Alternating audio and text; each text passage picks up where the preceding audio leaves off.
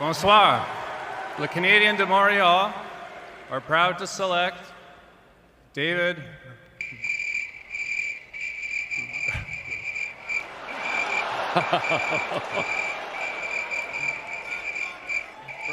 Hier soir, les Canadiens de Montréal ont fait l'inattendu pour une deuxième année consécutive au draft de la Ligue nationale.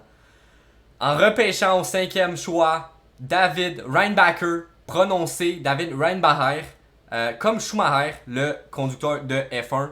C'est comme ça qu'on doit le prononcer, Reinbacher. On doit avoir une grosse discussion à propos de ce choix-là parce que hier soir, si vous avez manqué mon live en direct, j'ai eu une réaction que je ne regrette pas parce que c'était ma réaction originale, mais qui a changé 24 heures après le repêchage grâce à certaines entrevues, certains articles que j'ai lus et compagnie. Et j'ai réalisé certains trucs et je pense qu'on doit le voir d'une autre manière, ce choix-là. Même si on s'attendait surtout pas à voir un défenseur dans ce draft qui était autant puissant offensivement, tellement de bons prospects attaquants que ça nous a tout pris de court de voir un Reinbacher se faire drafter au 5e choix par les Canadiens. Donc on va parler de Reinbacher, on va parler de Michkov qu'on a laissé passer et on va parler de qui c'est qu'on aurait pu prendre à la place de ça. Petite note que je veux faire avant de continuer la discussion, c'est que je ne suis pas un expert en recrue, en prospect et compagnie ou en repêchage. Je ne connais pas plus que vous chacun de ces gars-là. Donc je ne crois pas avoir la meilleure opinion. Je ne fais que donner la mienne. Et je veux surtout vous faire parvenir mon point de vue et comment il a changé en 24 heures. Et j'espère faire changer le vôtre aussi. Parce que j'ai trouvé ça un peu plate en réalisant ce qu'on a fait hier. La façon qu'on a réagi à ce draft-là. Parce qu'on a eu de la frustration, on se cachera pas là. On a eu de la frustration, puis j'ai l'impression que la frustration a été vers l'organisation, mais il y en a une partie qui s'est revirée vers Reinbacher aussi. Et ce gars-là ne mérite aucunement notre frustration ou notre déception. Parce que le gars, c'était le plus beau jour de sa vie. Il vient de rentrer dans la Ligue nationale. Il s'est fait drafter par une équipe, la meilleure équipe de la Ligue nationale, on s'entend là. L'équipe la plus titrée, l'équipe avec le plus d'histoire. Le gars, il est de une équipe les plus belles, on s'entend, les Canadiens de Montréal. Et nous, on arrive et on dit oh fuck, pourquoi on a drafté ce gars-là? Je peux pas concevoir qu'on a été méchant de même avec lui. Il faut qu'on change ça parce que ce gars-là ne voudra jamais jouer à Montréal si on continue à être méchant de même. Le gars, il a un téléphone comme nous autres, puis il est capable de lire les commentaires, puis il est capable de lire en dessous du post des Canadiens. Ah, on aurait dû prendre Michkov, on va regretter de pas avoir pris Michkov. Ah si, ah ça. Fait que c'est pour ça que moi, ma mission aujourd'hui, c'est essayer de vous faire changer d'idée. On va recommencer, petit flashback, 24 heures. Là, c'est le tour du Canadien, 5e overall. Bang! Carey Price monte sur la scène. Let's go, je suis tout content. Carey qui va nous annoncer ça. Et là, il oublie son nom. Et là, c'était le moment le plus malaisant de TV en direct que je pense que j'ai vu de ma vie.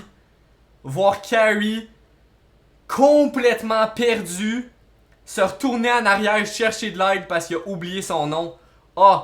C'était malaisant. C'était vraiment malaisant. Ce n'est pas la première fois que ça l'arrive. Claude Giroux, le GM des Flyers, avait oublié son nom le jour de son draft. Mais ça fait 15 ans. Fait que depuis 15 ans, ça s'était pas produit.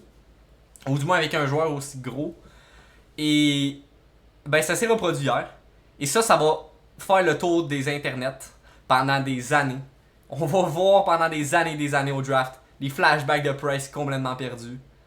Et là, faut le prendre en riant, je pense. Là. Faut pas faire comme la fille de TVA qui bâche sur Price puis dire que Price n'a jamais aimé le hockey, qui était là juste pour l'argent. Ça, c'est complètement insensé. Elle devrait avoir honte d'avoir dit ça parce que je pense que c'est complètement stupide. Là. Elle prend Price au dépourvu pour une erreur qu'il a faite et elle le ramasse, elle le rentre dans le mur. Ça, je trouve ça vraiment cave, mais ça, c'est une autre discussion. Donc, première réaction à ce Price qui est complètement perdu, c'était de l'incompréhension totale. Parce que de un, j'écoutais le son, mais très peu fort parce que j'étais en direct, je voulais pas qu'on entende en même temps. Donc j'ai à peine compris David. Et là, moi j'ai fait.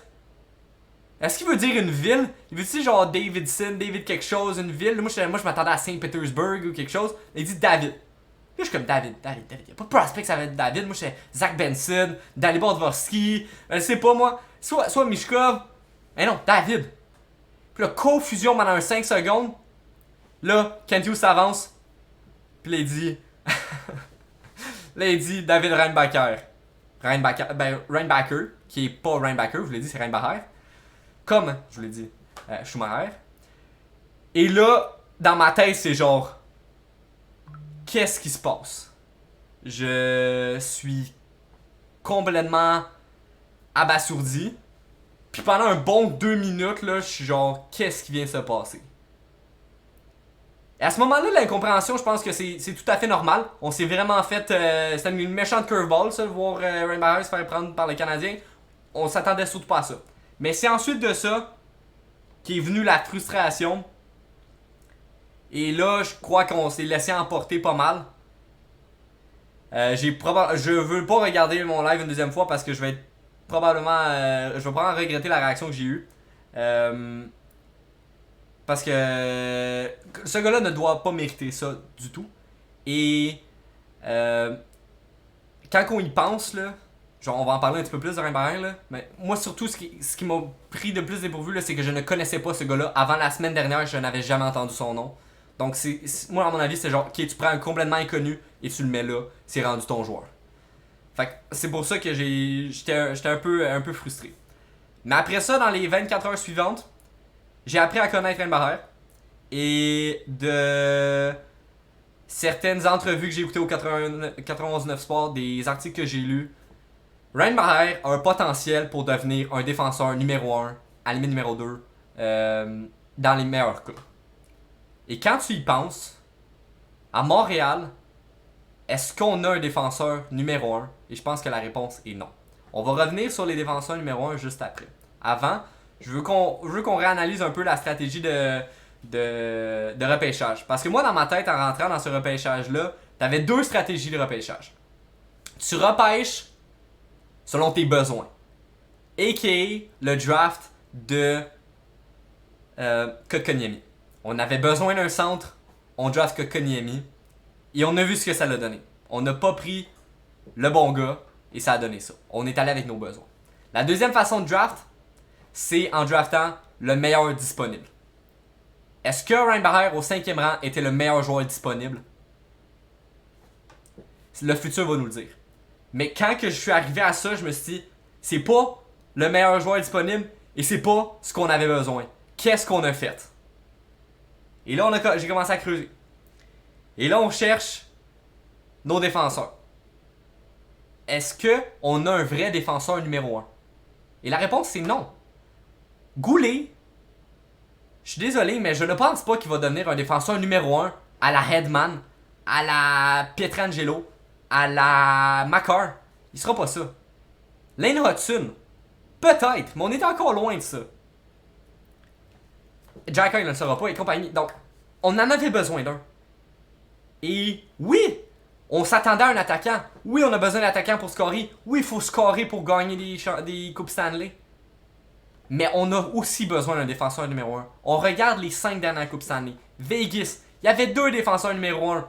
Shea Theodore, Alex Pietrangelo. Avant ça, l'Avalanche, Cale Makar. Avant ça, Tampa Bay, 2 fois de suite. Victor Hedman, défenseur numéro 1. Avant ça, je me rappelle jamais, mais il y a eu, mettons, Saint-Louis. Ils ont eu Pietrangelo qui était là aussi. Des défenseur numéro 1, t'en as besoin. T'as besoin d'une superstar défensive pour gagner une Coupe Stanley.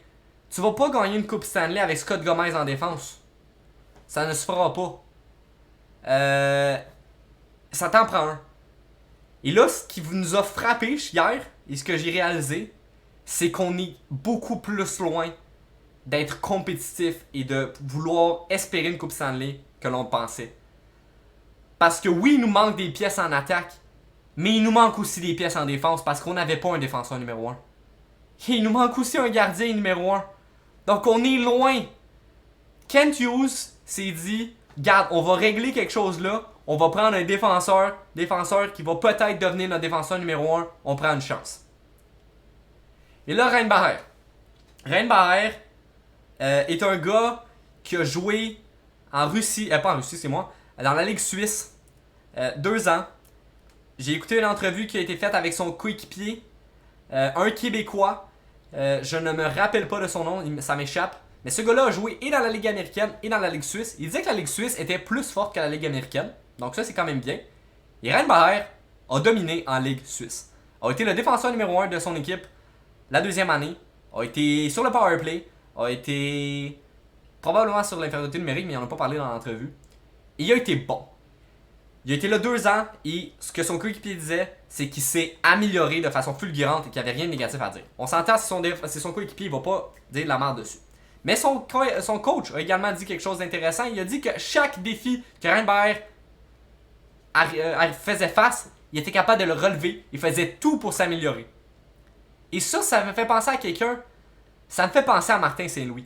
Martin Saint-Louis, là, toute sa carrière, ça a été des défis. Il a toujours fait face à ces défis. Il les a toujours relevés. Il a toujours tout donné pour les relever. Et là, tu prends Reinbacher. Tu prends Martin Saint-Louis. Tu les mixes ensemble, ces deux gars-là, pour qu'ils travaillent ensemble. Un qui veut vraiment s'améliorer, tout faire pour s'améliorer, et l'autre qui est là pour tout donner pour qu'il s'améliore. À mon avis, ça peut être un très très très bon combo. J'ai écouté également une entrevue de l'administration des Canadiens qui expliquait pourquoi ils ont cherché Reinbacher.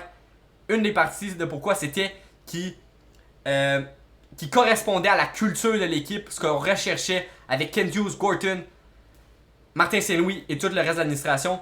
L'organisation plutôt, c'est cette culture-là, à mon avis, de tout donner pour s'améliorer, pas faire les choses à moitié, pas avoir un match sur 2 que tu te donnes juste à moitié puis tu te traînes les pieds, tout le temps tout faire pour devenir meilleur. Et Reinbacher avait ce profil-là, donc ça c'est en partie pourquoi ils l'ont sélectionné.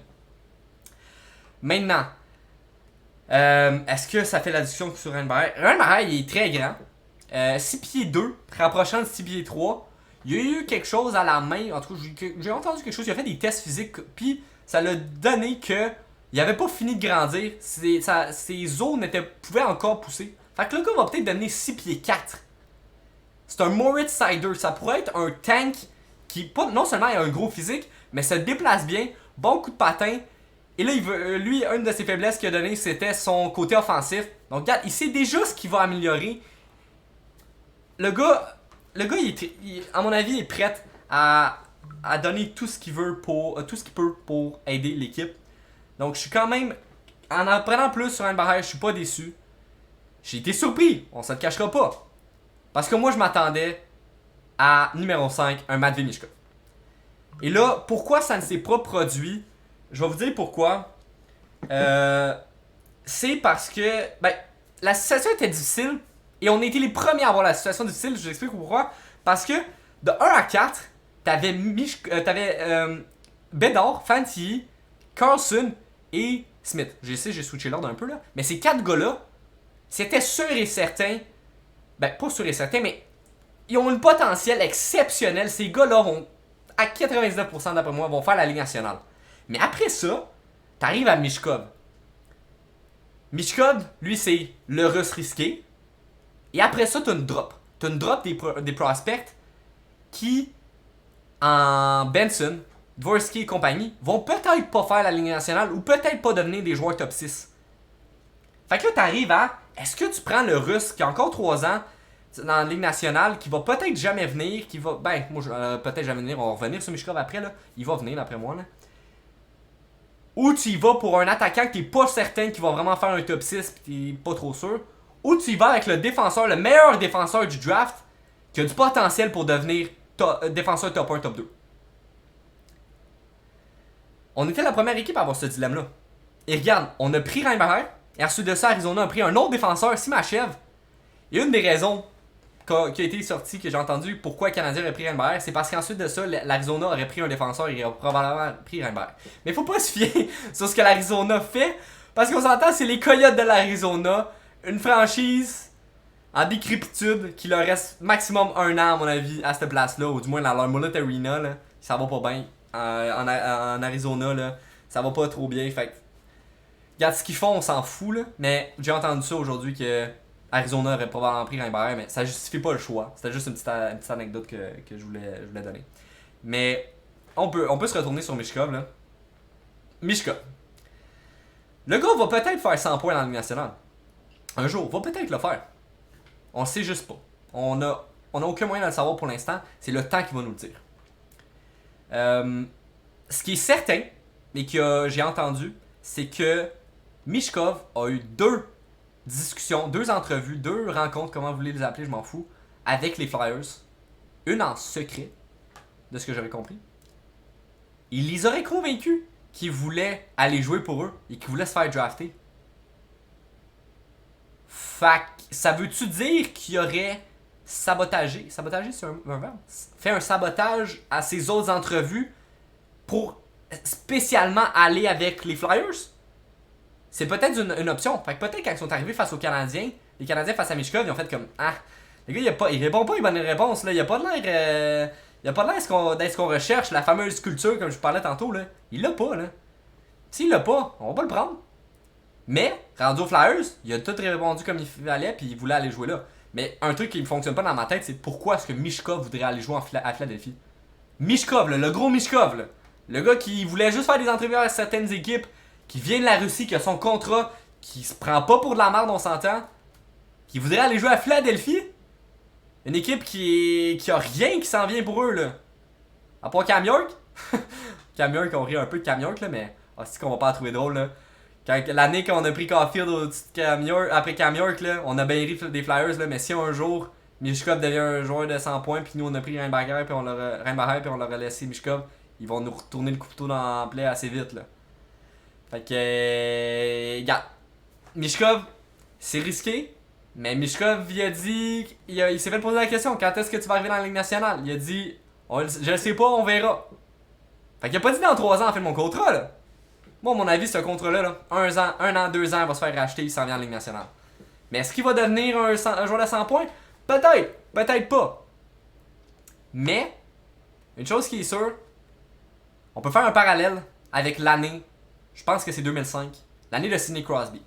Et également l'année de Carey Price. On a repêché 5e, on a repêché Carey Price.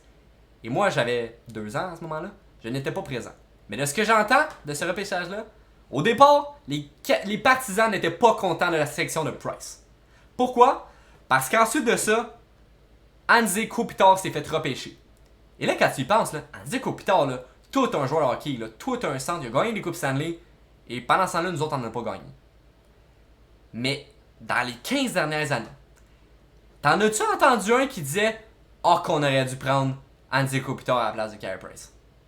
Moi, j'en ai pas. De toute ma vie, là, j'ai jamais entendu ça. Et c'est aujourd'hui, en écoutant le 91 Sport, que j'ai entendu que le monde avait chialé parce qu'on a pris Price au lieu de Kopitar. Je savais même pas que c'était son année.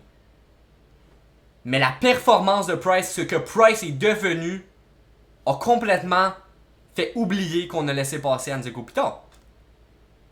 Et même si Carey Price s'est fait ramasser présentement. Il s'est fait ramasser par la fille de TVA.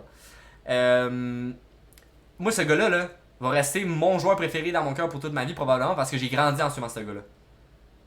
Et je n'ai jamais entendu parler de Kopitar et regretter d'avoir pris Carey Price à la place de Kopitar.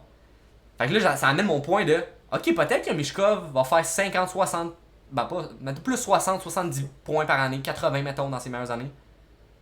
Fine. Si Reinbacher devient un défenseur numéro 1, la superstar en défense des Canadiens, on n'a rien à chialer. Si Reinbacher ne devient rien, et là, Kopitar, pas Kopitar, là, je me mélange, et là, Michkov devient une superstar, là, on va avoir le droit de chialer. Mais tant que ça ne se produit pas, on ne peut pas chialer. Et hier, j'ai peut-être dit avant qu'il draft, hey, Kent Hughes ait des couilles, pogne Michkov. Hey, s'il y a bien une personne qui a les couilles squeeze tête là, présentement, c'est bien Kent Hughes. Parce que si il ne prend pas la bonne décision en son draft, et que dans 3 ans, Reinbacher ne devient absolument rien et Michkov devient une superstar, lui, il perd sa job de même. Parce que il fallait qu'on prenne un joueur qui va aider notre équipe dans les prochaines années. On n'a pas le choix. On est en train de faire ça. Et bien là, plutôt, on est au bas, là. Puis on reste là. Fait qu'il faut s'améliorer. Il faut que les 2 dernières années de décrépitude qui valent quelque chose. Ici, ça ne fait rien. Il va prendre le bord, Kent Hughes. Il veut pas perdre sa job, c'est sûr et certain. Fait que c'est sûr qu'il va faire tout ce qu'il peut pour aller chercher le meilleur joueur possible. Puis lui, s'il était convaincu que c'était Ryan Maher qu'il fallait prendre, ben in Kent we trust. Il faut le laisser cook. Let Kent cook. Et on va voir dans les prochaines années qu'est-ce que ça va donner. On peut être déçu comme on a été déçu avec Slav l'année passée. Mais regarde, Slav, cette année là, il était blessé, on a vu jouer quoi, 20 matchs. On voulait Shane Wright. Shane Wright a fait quoi? Il était en Ligue américaine toute la saison, pas fait grand chose. Dans les séries, pas fait grand chose non plus. Pas de superstar, Shane Wright. Slav va peut-être devenir un futur Tage Thompson avec sa grandeur, sa grosseur. Les gros gars, j'ai vu un tableau des gros gars là. Leurs premières années là, c'est tough. Ça leur prend plus de temps à se mettre dans le beat de la Ligue nationale, mais quand ils startent, ils deviennent forts. Fait que peut-être que Slav va devenir un Tage Thompson dans 2-3 années. Faut juste leur laisser le temps. Fait que oui, on peut être déçu, mais faut surtout pas ramasser le jeune avec cette déception-là, parce que le gars arrive dans la Ligue nationale et la pire affaire qui pourrait arriver, c'est voir que le monde ne sont pas contents de le voir là. Le gars aura pas le goût de venir jouer, puis dans quelques années, va vouloir signer ailleurs. Il faut tout y donner pour l'encourager, à mon avis, puis il faut avoir confiance en lui. On est bon à Montréal pour critiquer très très très vite. Mais on l'a. Qui c'est d'entre vous avez vu Ryan Maher jouer un match complet? Que ce soit en direct, je vous garantis qu'il n'y en a pas un chat ici qui a vu Ryan Maher jouer en direct en Suisse. Puis je suis prêt à dire qu'il n'y en a pas 5 qui ont vu Ryan Maher jouer un match complet en Suisse à la TV. Là. Fait on peut-tu prendre un 2 minutes puis comme. Oui, Mishkov c'était peut-être le choix.